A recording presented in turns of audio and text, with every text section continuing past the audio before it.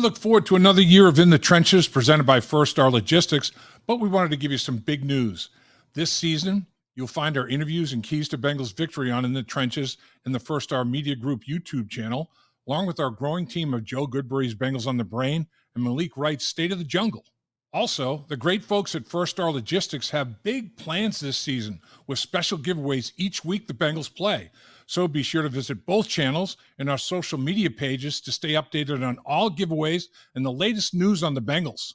So be sure to subscribe to the First Star Media Group YouTube channel, as after this season, it'll become the channel that will host all our content. It's that time once again, time for keys to the game. Cincinnati Bengals, Buffalo Bills. Sunday Night Football at Paycor Stadium. Going to be great. I mean, that place is going to be rocking. Can't wait to see Paycor Stadium with the orange and black stripes. It's going to look spectacular with the light show that's going to go on at Paycor Stadium. And I think that's the first key to the game. The Paycor crowd.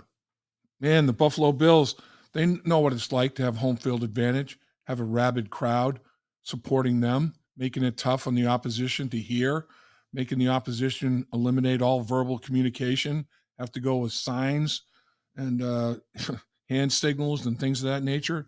That's what's going to happen to Buffalo coming to Paycor.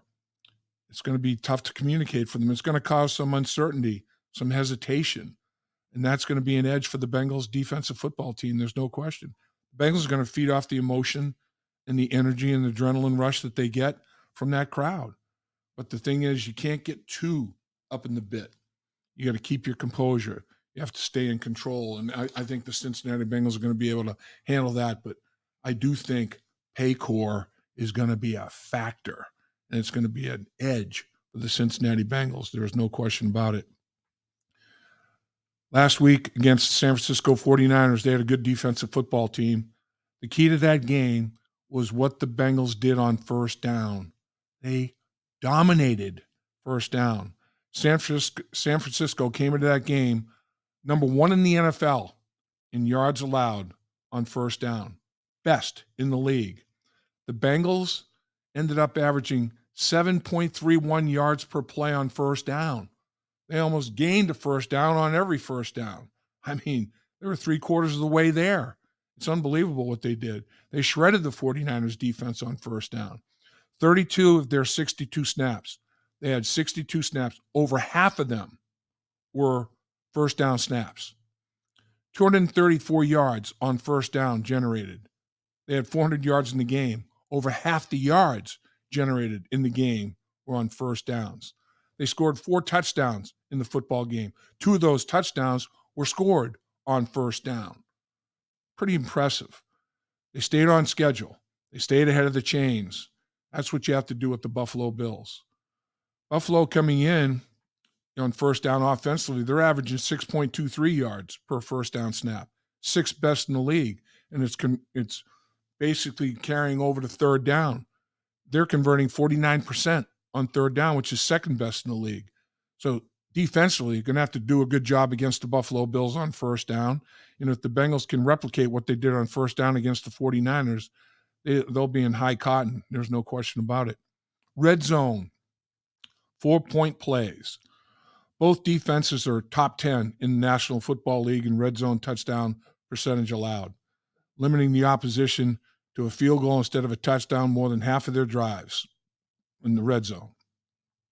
Buffalo, they've allowed no points in the red zone 8 times. Number 1 in the National Football League. Lou Anarumo and the Cincinnati Bengals defense, as we know, have limited the opposition to no points in the red zone 6 times, tied for 2nd best in the National Football League.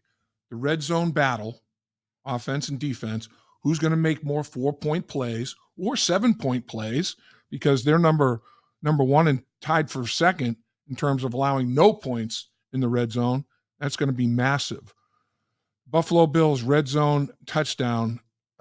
They've scored 22 red zone touchdowns, 3rd most in the league. The defense has only allowed 11, tied for 8th fewest in the league. That plus 11 ratio, scored 11 more touchdowns than they've allowed in the red zone, 2nd in the NFL.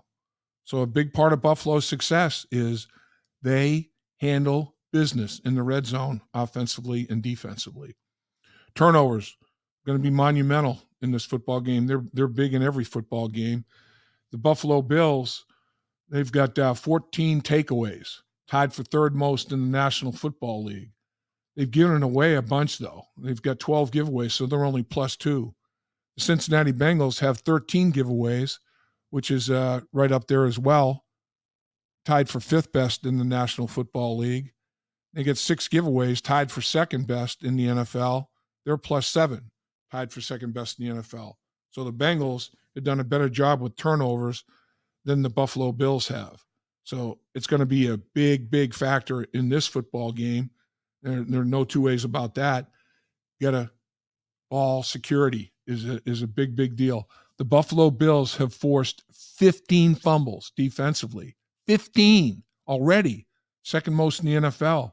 They've recovered 6 of them, tied for 6th most. So they haven't recovered as many as they'd like to at this point in time. That's why their turnover ratio isn't where they'd like it to be, and they've been a little loose in terms of interceptions. Josh Allen has got 8 interceptions. That's in the bottom quarter of quarterbacks in the National Football League. Penalty yards, got to play a clean game. The Bengals, number 1 in the NFL, 31 penalties assessed on them, fewest in the league. 237 yards, fewest in the NFL. Buffalo, 55 penalties, tied for last in the league with the 49ers. That was a factor last week with the 49ers, 427 yards. I mean, the Bengals have almost 100 yards less than the Buffalo Bills in terms of being assessed penalties. I mean, that's a hidden yards. That's a football field. I mean, it's crazy. So, I mean, penalties are going to be big. In last week's football game against the 49ers, the Bengals were assessed 1 penalty. They had a bogus call on DJ Reader, 15-yard penalty for unnecessary roughness on Purdy. Picture-perfect tackle. Purdy's head hit the ground, coming out of concussion protocol. Referees protected him, throw a flag. That's the only penalty in the game. Bengals offense not penalized at all. They're going to have to play that type of clean game in terms of no self-destruction with penalty, no self-destruction with turnovers. Play with a lead. The Bengals never trailed against the 49ers, and they finished the game with a 2-score lead. Got to do the same type of thing with the Buffalo Bills. You can't let them get out in front of you. Impacts play calling in every phase of the football game. In order to play with a lead, you got to get the running game going. You have to balance that offense. The Bengals outrushed the 49ers. Nobody thought that was going to happen. 49ers ran the ball as well as anybody in the NFL going into the game. Bengals outrushed them 134 to 113 by over 20 yards.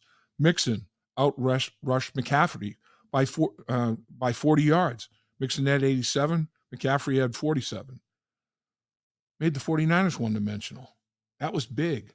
They threw the ball because they had to, not because they wanted to.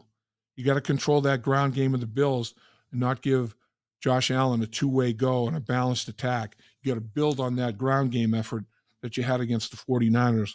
Take control of that line of scrimmage. There's no question about it. Big, big deal in this football game. Protection, pressure. Josh Allen is completing 71.7% of his passes. Best in the NFL. He's fighting a little bit of a shoulder issue. He's had a lingering shoulder problem on his throwing shoulder for the last, 2-3 weeks. But he's recorded 17 touchdown passes, third most in the National Football League. The Buffalo Bills have only allowed 12 sacks, which is tied for third fewest in the NFL. They've only given up 55 yards on those 12 sacks, fewest in the NFL. Their defense has accumulated 28 sacks, tied for second most in the league.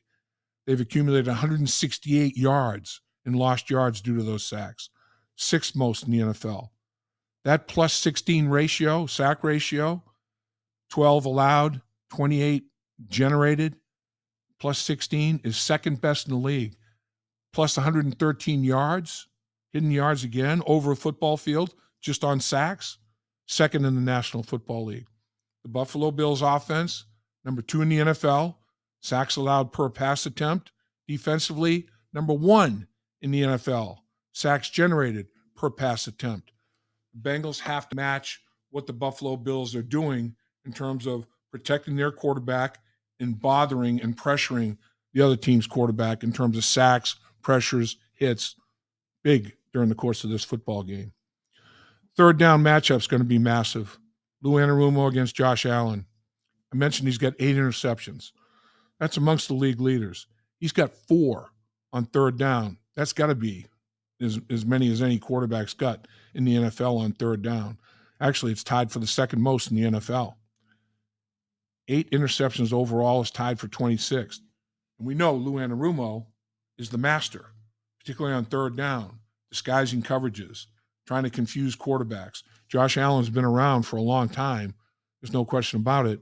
But Lou Anarumo is going to have something up his sleeve to try to confuse Josh Allen. No matter how many things he's seen, Lou Anarumo can come up with something else. He's done it over and over again. 2 prolific quarterbacks in this football game that can hurt you with their arm and their feet. Each has a wide receiver that's got top 5 receiving yards since the start of last year. Chase and Diggs. The supporting cast. Which supporting cast steps up in support of those star receivers and the quarterback? Who's going to do it? Who's going to do it for the Bengals? Who's going to do it for the Buffalo Bills? The safety tandem, the Buffalo Bills, is as good as you're going to find in the National Football League. I mean, Jordan Poyer, Micah Hyde, that's a 1-2 punch right there. Will the Bengals safeties be able to step up and make as many plays and impact the game potentially as much as the Buffalo Bills safeties? Nick Scott, Dax Hill, Jordan Battle. Time. Make some plays.